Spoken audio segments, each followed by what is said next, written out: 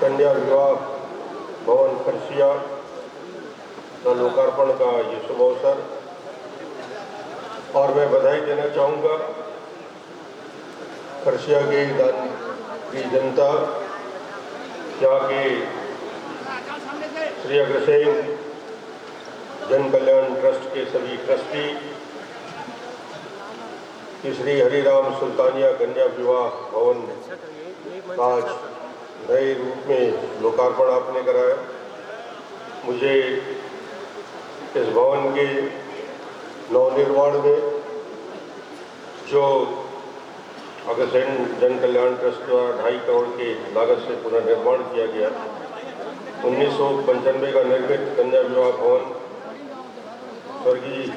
लकीराम अग्रवाल जी की कल्पना और दूरदर्शिता, जिसके लकीराम जी आजीवन ट्रस्टी थे, मैं आज उन्हें याद करता हूँ, माननीय लकीराम जी को, और उनके साथ स्वर्गीय केवलराम जी अग्रवाल, स्वर्गीय भेदीलाल जी, स्वर्गीय महावीर प्रसाद जी, स्वर्गीय रमेश जी, स्वर्गीय राधा किशन जी, स्वर्गीय रामूलाल जी और स्वर्गीय विनीत प्रसाद जैसे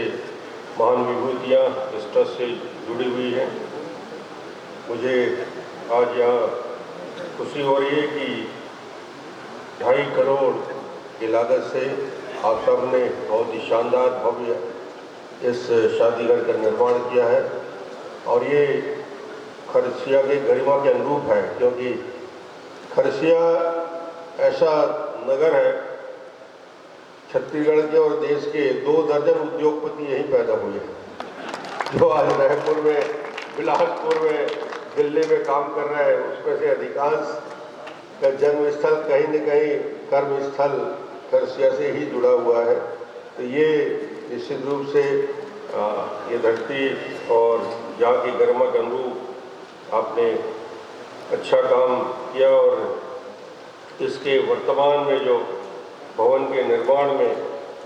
जो युवा पीढ़ी लगी हुई है, जो नए लोग लगे हुए हैं, उन सबको भी मैं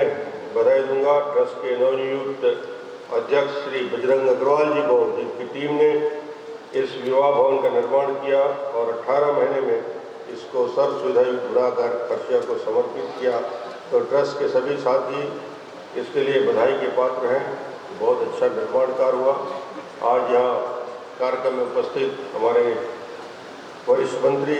अमर अग्रवाल जी, हमारे रायगढ़ के विधायक रोशन अग्रवाल जी, विधायक केरवई मनहर जी, अध्यक्ष नगर पालिका कमल गर्ग जी, पुरुषोत्तम जी, अध्यक्ष जिला पंचायत बजरंग अग्रवाल जी, ट्रस्ट के अध्यक्ष गिरधर गुप्ता जी, प्रदेश के महामंत्री बजरंग जी, नथुलाल जी, राम जी, राजेश अग्रवाल जी, पवन अग्रवाल जी, महावीर प्रसाद जी, रामफल जी,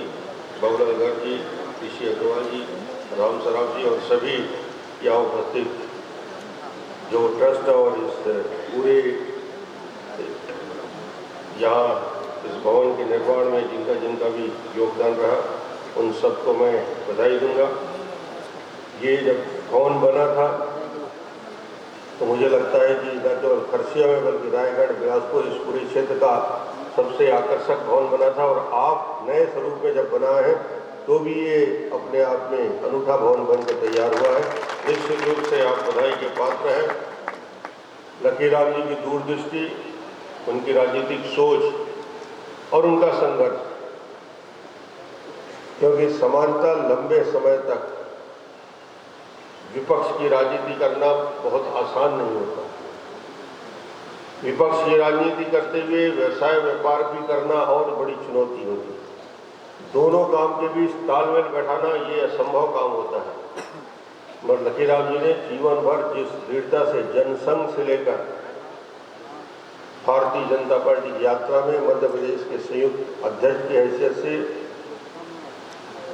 पूरे छत्तीसगढ़ के और पूरे मध्य प्रदेश के चप्पे चप्पे में घूमकर आज जो संगठन का स्वरूप दिख रहा है, जो सरकारें दो दिख रही हैं, उसमें बड़ा योगदान सम्माननीय स्वर्गीय लकीराम अग्रवाल जी का है, जिसको मैं कह सकता हूँ हम जैसे लोगों को राजनीतिक दृष्टि से आगे बढ़ाने में जिनका योगदान रहा, राजनीतिक सोच को लेकर, राजनीतिक समझ को लेकर, जिससे हम लोगों ने बहुत कुछ जीवन में सीखा। निश्चित रूप से उनके इस जन्मस्थली कर्मस्थली में आता हूँ तो मुझे बहुत खुशी होती है, और आप सबसे मिलकर भी कि समाज के लोग बहुत बेहतर तरीके से सामाजिक गतिविधियों में लगे रहते हैं,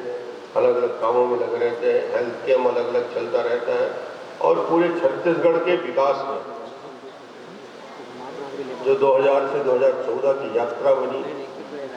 2017 और 18 तक आते आते छत्तीसगढ़ का एक स्वरूप बदला है। तो एक विजन और एक सोच छत्तीसगढ़ के लेकर जो लखीराम जी के दिमाग में था, और इस राज्य के निर्माण में अटल बिहारी वाजपेयी जी को जो भूमिका रही है, इस राज्य को निर्माण किया, उस सपने को साकार करने में ये 14 और 15 साल की यात्रा, निश्चित रूप से आप पूरे छत्तीसगढ़ घूमते हैं, पूरा हिंदुस्तान घूमते हैं, पूरे देश और दुनिया के राजनीतिक वैचारिक सामाजिक परिवर्तन के गवाह हैं। आपका संपर्क यहाँ से लेकर वेस्ट बंगाल तक, उत्तर प्रदेश से लेकर बिहार तक है, व्यवसाय के दृष्टि से। मगर मैं कह सकता हूँ कि इस 15 साल की यात्रा में छत्तीसगढ़ राजनीतिक क्षेत्र में, सामाजिक क्षेत्र में जो मापदंड स्थापित किए हैं, इसको सिर्फ राजनीतिक चश्मे से नहीं देखा जा सकता। समाज के व्यापक परिवर्तन की आधारशिला छत्तीसगढ़ में रखी जा चुकी है, क्योंकि छत्तीसगढ़ हिंदुस्तान का ऐसा विरला राज्य है जिसने बड़े फैसले लिए और उसका क्रियान्वयन करने की ताकत रखी, जिसका सफलतापूर्वक क्रियान्वयन हुआ। जैसे हिंदुस्तान का अकेला और अनूठा पीडीएस सिस्टम देश में आज भी कहीं नहीं है जो छत्तीसगढ़ में है। 60 लाख परिवारों के लिए हम चावल देते हैं, ये अकेला छत्तीसगढ़ कर सकता है। स्किल अपग्रेडेशन के लिए कानून बनाने का काम कोई राज्य कर सकता है तो अकेला छत्तीसगढ़ कर सकता है। छत्तीसगढ़ में road connectivity, rail connectivity, air connectivity, telephone connectivity और पावर कनेक्टिविटी में जितना बड़ा इन्वेस्टमेंट छत्तीसगढ़ ने किया है, ये हिंदुस्तान का अपना अकेला राज्य है। हमने अपने लिए अलग से कार्य योजना छत्तीसगढ़ के लिए बनाई, छत्तीसगढ़ के बड़े फैसले लिए जिसका क्रियान्वयन आज हम कर रहे हैं। एक प्रकार से विकास की उस कल्पना को साकार करने का काम छत्तीसगढ़ दुनिया के, हिंदुस्तान के सभी कोनों में औद्योगिक जब गिरावट आया, मंदी का दौर आया,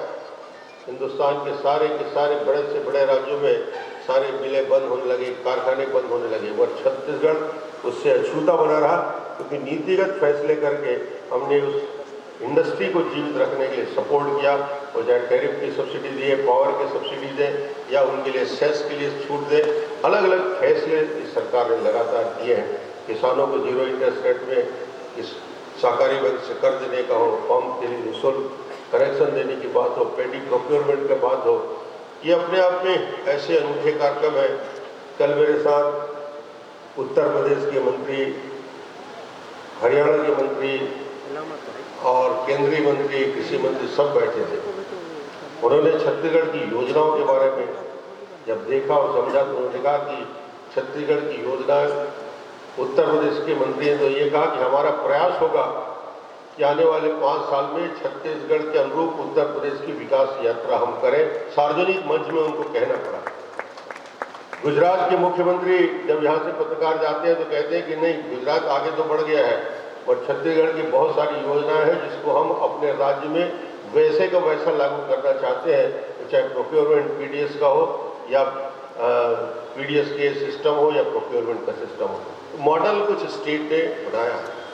और ये इस छत्तीसगढ़ की और छत्तीसगढ़ की जनता का सहयोग और आशीर्वाद रहा। आप सबसे बहुत मुझे खुशी होती है कि पूरे छत्तीसगढ़ के विकास में आप सबकी भागीदारी, और छत्तीसगढ़ को और तेजी से आगे बढ़ाने के लिए हम सब मिलकर बेहतर काम करेंगे। सब तरफ से हम एक बात जरूर मेरे मन में आता है, और इसको मैं आज बोल ही देता हूँ, नहीं सोच रहा था नहीं बोलूँगा, कि